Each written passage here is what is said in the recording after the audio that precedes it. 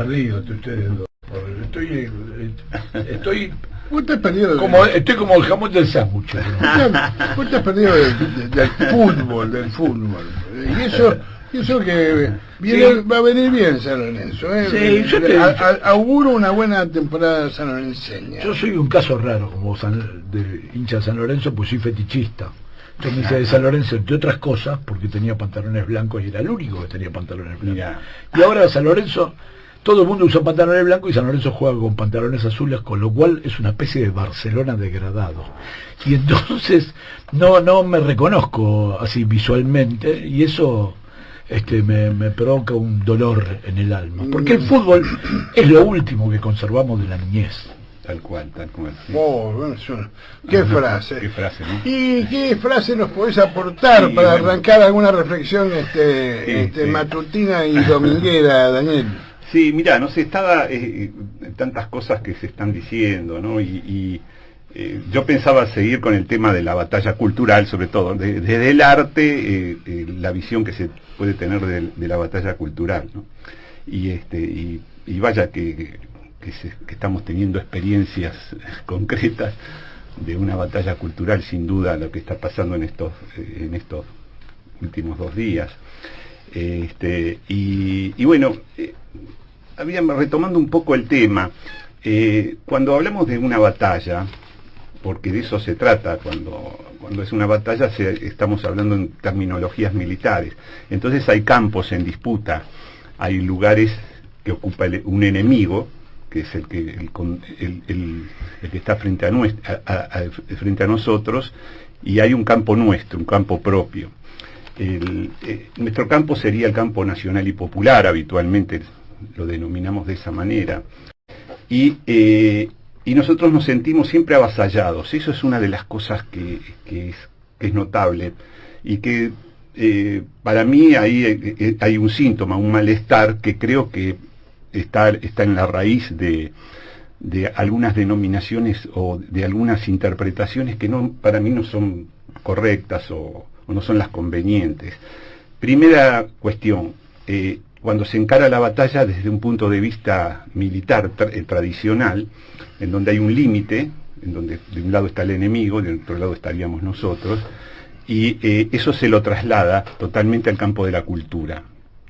Y ahí ya la cosa empieza, porque empezamos perdidosos, porque bueno, no tenemos las herramientas, hay una tradición que incluso está en va en contra nuestra, es decir, lo que sucede ahora, en estos días, ¿no? Nosotros siempre nos pasan el peine fino a pelo y contrapelo, y siempre van a encontrar algún resto de una liendre o algo que se parezca a una liendre, y con eso estamos fusilados, ¿no es cierto? Eso, hay algunas frases de Jaureche que habló mucho sobre esto, están circulando mucho por las redes, seguramente lo habrán visto, ¿no? Siempre estamos desguarnecidos, estamos atrás de un vidrio transparente, no tenemos la capacidad de ser opacos, o sea, la opacidad es siempre del poder real, o sea, la opacidad es del que está instalado en el poder. Nosotros cuando accedemos al poder parece que estamos a préstamo, y estamos siempre detrás de un vidrio transparente. Sí, nadie se pregunta por qué ayer Caputo, el mejor amigo de Macri, se compró 2 departamentos en Miami por $12 millones cash. No, parece ser natural, parece estar naturalizado, ¿no? O sea, llevarse 11.000 millones de dólares no es lo mismo que llevarse 100.000 dólares en un bolso. Esa es la verdad. Y así estamos expuestos precisamente a cualquier habladuría, cualquier cosa nos daña. Y esto tiene que ver, claro, profundamente tiene que ver con la batalla cultural. Es decir, lo que nosotros visualizamos como el enemigo, en realidad es el campo, es el campo en donde se da la batalla cultural. Nosotros no tenemos un campo propio, o por lo menos no lo tenemos consolidado. Y ese es una primera cuestión. La batalla cultural, encarada como una batalla tradicional, o sea, con los conceptos de guerra, no tenemos ninguna posibilidad de ser nosotros los vencedores. La batalla cultural solo se puede dar si hay capacidad de apropiación. ¿Qué quiere decir esto? O sea, cuando rompemos los límites, cuando nosotros no fijamos la frontera en donde a partir de la cual está el enemigo operando. Cuando nosotros somos capaces de rebalsar esa frontera porque la destruimos mentalmente, o sea, la destruimos conceptualmente. Destruir el concepto de frontera a nosotros nos da la capacidad de apropiarnos, es decir, de invadir el campo enemigo. La única manera... Eso me llama... Me remite de nuevo a un tema militar, es como hacer guerra de guerrillas, ir a la retaguardia, ¿no? No en ese concepto. Lo habíamos hablado el otro día, porque esto viene desde el campo del arte, que es lo más claro. Cuando hablábamos de Borges como el gran poeta, estábamos pensando que Borges es un emblema del enemigo en este sentido. En una hipotética batalla cultural, Borges sería un referente de ese enemigo al cual nosotros queremos batir, en el sentido tradicional. Bueno, eso es un error enorme, porque yo no soy enemigo de Borges de ninguna manera. Yo a Borges lo cuento dentro de mi campo. ¿Y cómo contaría a Borges dentro de mi campo si Borges es esencialmente antiperonista? Por lo menos lo era así, ¿no? Entonces, ¿qué es lo que la maniobra conceptual que yo tengo que hacer para que Borges no sea mi enemigo, para que no esté del otro lado del campo, digamos? Entonces, esa es una de las grandes de los grandes desafíos, que es disolver la frontera. O sea, no hay campos en disputa, hay apropiaciones. Y si nosotros somos capaces de apropiarnos absolutamente de todo lo que nos gusta, digamos, eso es el resultado de esto en el campo, digamos, en lo que sería lo nacional y popular de la cultura, es la producción de barroco. El barroco no como estilo arquitectónico de la antigüedad, sino como las múltiples apropiaciones, es decir, la capacidad de apropiarnos de todo lo que nos gusta es lo que produce barroco en el sentido latinoamericano, ¿no? O sea, el barroco latinoamericano está hecho por apropiaciones de todas las cosas que han caído en estas tierras y de las cuales nos hemos adueñado. Digamos, esa capacidad de apropiación es la que disuelve la frontera y es la que produce una verdadera cultura. Que está hecho. Vos me hablabas el otro día de Ezra Pound. Exacto. Y hablábamos fuera de micrófono, del aire, hablábamos de Néstor Perlonger y el Neo Barroso y su cuento sobre Evita, que han provocado tanto escándalo en algún momento, que nos apropiamos de Rapaun, un gran poeta, exactamente, y de Néstor Perlonger, con todos los inconvenientes desde el punto de vista político que podría tener Rapaun, que era un fanático fascista. O sea, ignoramos la parte que no nos interesa y nos apropiamos de la parte artística, que es de la obra, digamos, claro, que es lo que nos interesa. Con Perlonger pasa exactamente lo mismo, y pasa lo mismo con cualquiera, con Weber también, con la ópera Evita. O sea, hay muchos compañeros que se escandalizaron con la ópera Evita, igual que con Perlonger, con las versiones de Eva Perón de Copy, por ejemplo, y produjo gran escándalo, incluso más cercanamente con Miguel Rep, con mi amigo Rep, que hizo su versión de Eva Perón, y muchos también estuvieron por acá cerca haciendo algún scratch, indignados, ¿no?, por algunas de las cosas que había dibujado Miguelito. Primero, ¿qué es Miguel? Un gran artista. Entonces está en una posición de trabajar con absoluta libertad, que es la esencia del arte. O sea, el arte no puede estar acotado por ninguna ideología, por nada, por ninguna idea previa que no sea la producida por el propio artista. Si no, se daña irremediablemente y se produce la catástrofe siempre, que el arte tiene que estar en función de un objetivo político. Eso lo agotó un poco el tema en una famosísima anécdota que hay sobre un viaje que hizo André Breton a México, digamos, como una peregrinación, a verlo a León Trotsky, que estaba ahí exiliado, y Breton, como un no me digas que vas a hablar bien de Trotsky ahora. Sí, claro. No, hay aspectos sobre el arte. Solo se puede hablar bien de Trotsky sobre el arte, ¿no? Un crítico cultural de los mejores que hay, y un gran escritor, por otro lado. Así que es muy lindo leerlo. Y bueno, entonces André Breton, un gran poeta, un poco el padrino del surrealismo, famosísimo en ese momento, y era un fanático trotskista también. Y como todos trotskistas tienen o sea, el problema del trotskismo son los trotskistas, ¿no? Entonces, entonces fue a hacer una profesión de fe a su maestro, y entonces le dice a León en esta conversación, querido León, estamos de acuerdo entonces, toda libertad en arte, salvo que vaya en contra de la dictadura del proletariado. Como actuando como un militante trotskista. Y entonces León Trotsky le dice, no, mi querido André, toda libertad en arte, punto. Claro, porque entonces incluso Trotsky sabía en contra de la dictadura del proletariado. Claro, porque a Siqueiro se lo ha criticado por estalinista, y a Diego de Rivera porque dice que tuvo algún flirteo alguna vez con la CIA, qué sé yo. Sí, bueno, eso. Y entonces uno queda patitieso y absorto, porque dice, ¿qué importancia tiene esto con respecto? Valorarme la obra, si te gusta o no te gusta, y por qué la obra de arte. No es como revolver debajo de las sábanas todo eso, ¿no? Exactamente, ¿no? Entonces eso es la cuestión primordial. Cuando hablamos de esto, de que el arte necesita todo un campo de libertad, estamos destruyendo la frontera de la batalla cultural. Estamos pasando de un lado al otro continuamente a través del arte, ¿no es cierto? Entonces, establecer una frontera y decir de acá para allá, culturalmente son nuestros enemigos, ya nos tiene un gran inconveniente. Si somos nosotros los que ponemos la frontera, somos nosotros los que estamos perdiendo. Siempre es así, o sea, el que pierde es el que pone la frontera.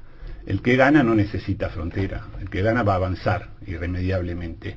Y tenemos esa experiencia, somos nosotros siempre los que nos sentimos avasallados culturalmente, de todas, o sea, agredidos y demás. Y eso habla de nuestra incapacidad para dar la verdadera batalla, que es la apropiación. O sea, que es, en cierto modo, hablando mal y pronto, cagarnos en todo. O sea, cagarnos en todas las posiciones, en todo, y avanzar y poner mojones que hace que ese campo que parecía que era que el enemigo se había adueñado, de pronto ya no lo es tanto. Esa posibilidad de apropiación a través del arte es una posibilidad. Ahora la otra, la de que parecemos intrusos dentro del campo del poder, entonces ahí sí, eso es un gran problema. O sea, siempre somos intrusos, siempre somos una especie digamos, parece que no tenemos suficientes merecimientos para el manejo del poder real. El poder real nos presta el poder político para que hagamos alguna cosita, y ahí nos cuentan continuamente las costillas y nos pasan el peine y nos dicen, ven, ahí está, mira, ahí lo hicieron otra vez. Eso es lo que, digamos, otra vez. No se puede, con estos negros no se puede. Entonces intentan rápidamente arrebatarnos y echarnos por empleados incompetentes. O sea, ellos son los dueños de la empresa en general, no estamos hablando de la gran empresa, ¿no? Sí. Y nosotros somos unos empleados que recién entramos, entonces nos están vigilando. Y en cuanto hicimos una pequeñita, nos echan a la mierda. Es curioso, porque esto que decís, la batalla cultural se da derecha e izquierda y en todas las latitudes del mundo. Hablábamos de Stalin, y yo estaba recién pensando en lo que está pasando en España, por supuesto, que no se trata solo de esa prisión del rapero Pablo Hasél, al cual casi no conozco, ¿no? Pero hay un 40% de desocupación de la juventud, etcétera. Hay otros problemas, ¿no? Sí, claro. Hay un cansancio de la monarquía, de monarcas ladrones, sí, claro. Abiertamente chorros. Pero pensaba cómo reacciona el poder español, y madrileño, reacciona. Sí, muy ferozmente, pero quiero decir, también esto muestra de su decadencia, porque es incapaz de tolerar nada. Y eso me llama mucho la atención. En el movimiento peronista también hubo ejemplos. Yo me acuerdo cuando las aguas bajan turbias de Hugo, claro, fue prohibida, y tuvo que ser el general Perón el que lo rescatara. Sí, claro. Al autor, que era comunista, ahora no me acuerdo el nombre, al respecto tiro una idea. Digamos, los años iniciales del peronismo me da la impresión de que fueron muy tumultuosos, muy complejos, no se equilibraron bien todos los tantos, porque lo que se estaba haciendo ahí era básicamente, en mi opinión, el único movimiento político que puede atribuirse una intención revolucionaria en términos globales, porque venía a subvertir lo que había sido la Argentina hasta ese momento, que era la Argentina de la oligarquía. Entonces, ese no fue un momento fácil. ¿Cómo hacía para que la gente empezara a pensar diferente si le habían matrizado la cabeza durante 40, 50 años o un poco más, si queremos, con las mismas ideas, y bueno, había conflicto, y esos conflictos a veces derivaron en cuestiones no demasiado, digamos, satisfactorias, o en todo caso, para alentar demasiado. Hubo injusticias, se cometieron injusticias de un lado y del otro, digamos. Sí, tuvimos datos después. Con la diferencia que, a mi entender, el peronismo, desde el punto de vista del arte, con el tiempo, y el propio Perón fue el mejor ejemplo, cambiaron totalmente esa tesitura y se abrieron ampliamente e incorporaron, de la misma manera que vos lo hacés como lo hago yo también y como lo hacemos muchos peronistas, la figura de Borges entre las más importantes figuras de la literatura y de la cultura argentina, y así otra cantidad enorme de artistas, sin importarnos su condición, su pensamiento. Pero hubo como un comienzo que fue quizás mucho más conflictivo, mucho más duro. Hubo un momento excesivamente personalista, sí, con lo que tiene el personalismo siempre de jodido, esa cosa medio soviética del realismo socialista, las ideas mías, por lo menos. Y vos sabés que eso que me haces acordar, y viendo un poco puntualmente algún hecho, leía la revista El Mundo Peronista. Yo tengo la colección de esa revista, que es muy interesante, porque fija un poco todos los parámetros, todos los parámetros que vos decís, ¿no? De un cierto, el reclamo de un cierto realismo socialista en el arte y demás, está presente ahí. Y está presente de una manera curiosa y paradojal, por otro lado. Hay una sección que se llaman apostillas, creo, que es una hojita adelante en la revista, donde hay pequeños comentarios de un tipo que es un paseante de la ciudad. El tipo es como un delegado obrero o algo así, ¿no? Entonces pasea por la ciudad y hace crítica social de un poco al estilo Roberto Arlt, ¿no? Mirando los edificios, mirando las cosas, y hace críticas, ¿no? Del estado de cómo está la ciudad, de que por qué hay tal cosa, tal otra.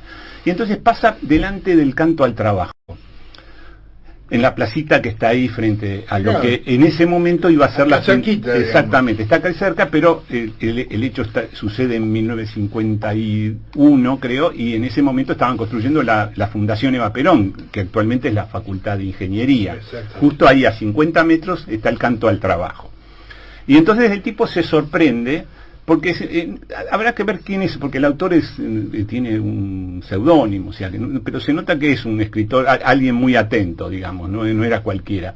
Y entonces el tipo se sorprende ante el Canto al Trabajo y empieza a mirar con atención. ¿Qué es lo que pasa cuando uno mira mucho? Uno se da cuenta de cosas que por ahí, porque una cosa es lo que se dice y otra cosa es lo que se ve.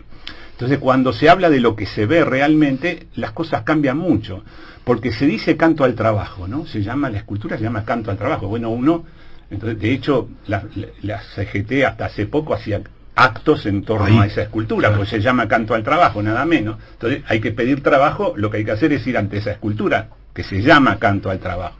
Ahora el tipo mira con atención y ve que adelante del grupo de gente que tira de una enorme piedra, que son ni más ni menos que esclavos harapientos, están tirando de una piedra gigantesca. Esa es la escena de la escultura, es esa. Y delante de ese grupo de esclavos harapientos y hambrientos, porque están flacos y demás, hay 3 chicos de no más de 7, 8 años, que son encima los que más fuerza están haciendo, con las piernitas cruzadas, trabadas, tiran con los brazos extendidos, tiran de esa piedra. O sea que el tipo se escandaliza, y lo dice en la nota. La única crítica real que vi sobre esa escultura, porque la escultura está hecha por Rogerio Irurtia, que fue un gran escultor, O sea, si que tenemos que comparar a Borges, como, bueno, Rogelio Viruta está en un nivel casi borgiano dentro de la escultura, alumno de Bourdelle en Francia, venía con todo, un tipo de una familia de la oligarquía. Eso resalta el escultor. El viandante en la nota dice, este es un oligarca, Virurtia dice, este es un oligarca, y este tipo se cree, dice así, este tipo se cree que esto es el trabajo, nos viene a decir que este es un canto al trabajo, esto es trabajo infantil esclavo, dice. Esto es trabajo infantil esclavo, esto es padecimiento. En la Argentina, entonces, ahí dice todo digamos, el repertorio. En la Argentina de Evita y de Perón, el trabajo es dignidad, no puede ser esto, que sean esclavos y que tiran de una piedra de esta manera primitiva. ¿Cómo se va a llamar canto al trabajo? Una maravilla. O sea, como crítica es la única crítica que yo vi, porque la academia, todas las críticas no van por ese lado. La escultura es ominosa, es un horror, es el trabajo como castigo, es ustedes aprendan, desde la pedagogía del poder, esto desde este campo que gana siempre la batalla cultural, desde ese campo nos están diciendo, ven, a ustedes les espera esto, ya desde chicos ustedes vayan aprendiendo que vinieron a este valle de lágrimas a sufrir.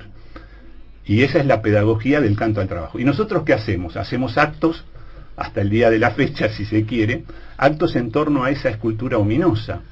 Entonces, ¿esto cómo lo tenemos que ver? ¿Como una derrota en la batalla cultural o como una apropiación también? También nos apropiamos de esto que es ominoso, que es terrible como imagen, también nosotros lo incorporamos. Y también es nuestro eso. Entonces, esa es la disyuntiva en una batalla cultural de cómo trazamos los límites. Porque si no, lo que caemos es en el reclamo de Breton a Trotsky y decir toda libertad en arte salvo que vaya en contra de la dictadura del proletariado. Bueno, esa escultura, el canto al trabajo, va en contra de la dictadura del proletariado. Y León Trotsky, ¿qué hubiera hecho? No la hubiera reprimido nunca. Hubiera dicho, no, esta es una gran escultura. Lo que pasa es que el tema está jodido, digamos, ¿no? Pero esos son los desafíos del arte, digamos, ¿no? En el arte no se pueden fijar límites, jamás, jamás. El arte se aprecia por lo que es y el valor que tiene intrínseco como obra de arte y cómo nos enriquece culturalmente. Saber apropiarnos de eso es el único camino para no perder la batalla cultural, para no tener que fijar límites que el poder va siempre a avasallar. No termina acá esto, pero sí vamos a hacer una pequeña pausa. Lo único que quería recordar, antes de irnos a la pausa, vos hablaste de la opacidad, que tiene mucho que ver con todas las empresas truchas, con todos los paraísos fiscales y todo lo demás. Yo simplemente quiero recordarle para aquellos que no lo hacen, el nombre de la empresa con la cual el grupo Sebel, los Macri, desde Uruguay, una empresa radicada en Uruguay, hicieron toda la tramoya del contrabando de autos, allá por el 90 y tantos. Se llamaba Opalsen, precisamente. Vamos y volvemos.